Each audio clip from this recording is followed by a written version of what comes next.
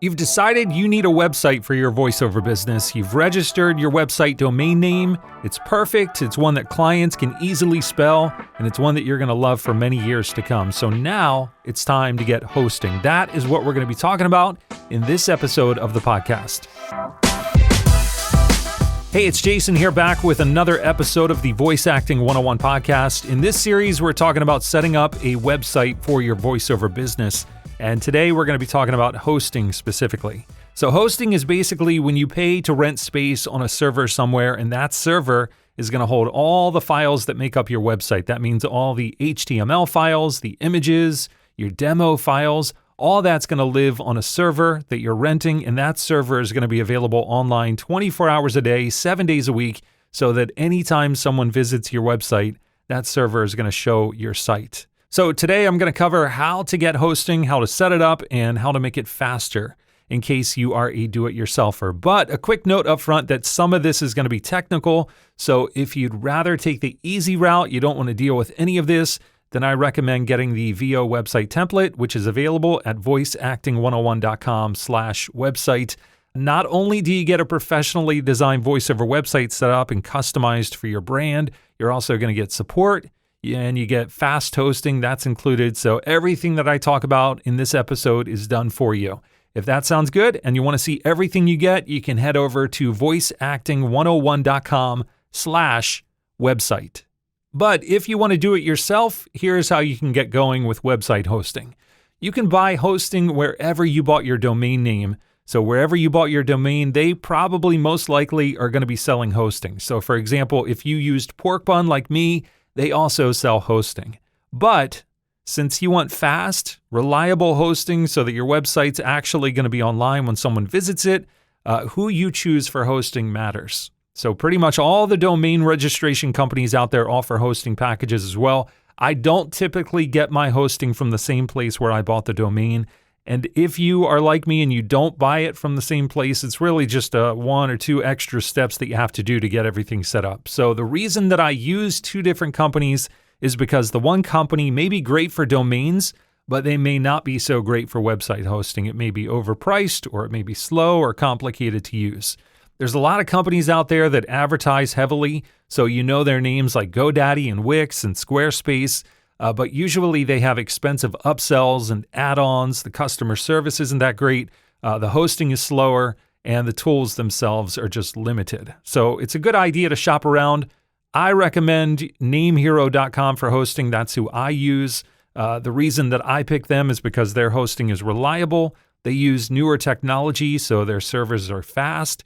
You get a free SSL certificate, which is something other hosting companies charge for.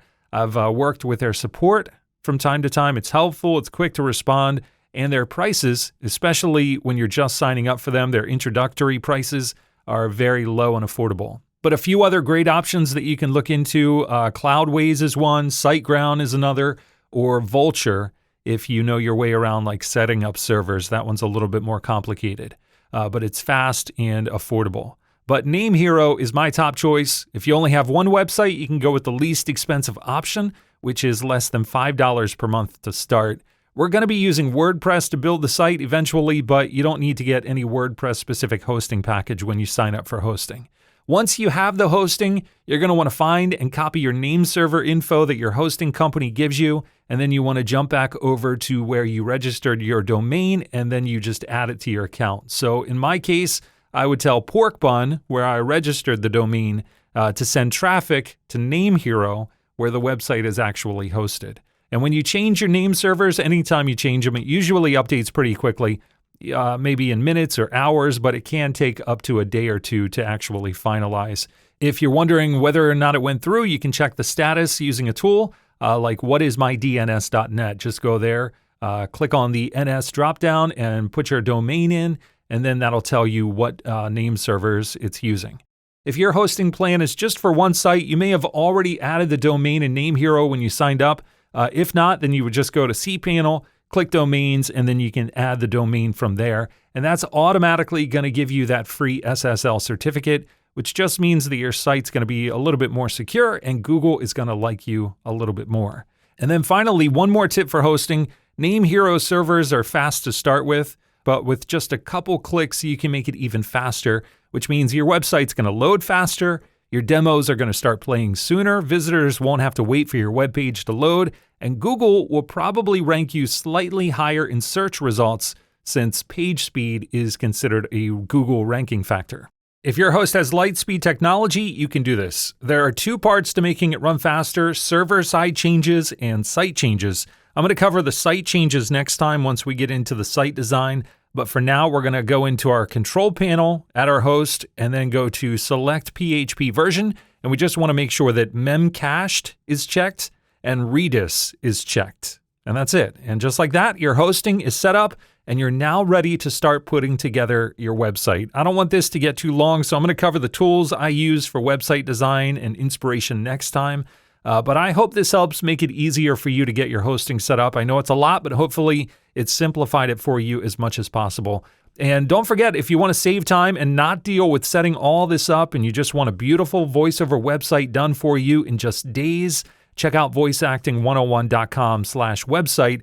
You can be like other voice actors who have done it and are saying things like the end result is just mind-blowing. You're going to have a website done for you so you can focus on voiceover. That's at voiceacting101.com/website. That's it for this episode. I hope it helped you. I'll talk with you next time. Have a great week.